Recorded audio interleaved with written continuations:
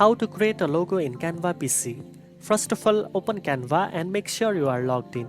Next, on the home page, click on the Create a Design button and select Logo from the list of design types.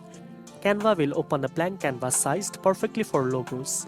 You can either start from scratch or use Canva's pre-designed logo templates. To use a template, click on Templates in the left-hand panel, browse through the options and select the one you like. It will automatically open on your canvas.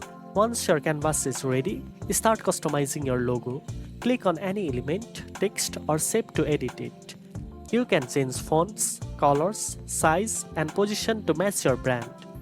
Add icons or illustrations by going to the Elements section and searching for suitable graphics. You can also upload your own images or brand assets from the Uploads panel. Resize, rotate and layer elements to create a unique and professional logo. After finishing your logo, click Share in the top right corner to download your design. Canva allows you to save logos in formats like PNG, JPG or PDF.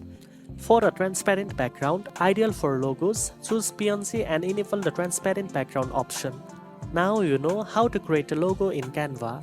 If you found this video helpful, don't forget to like, share and subscribe for more editing tips. Thanks for watching and I'll see you in the next one.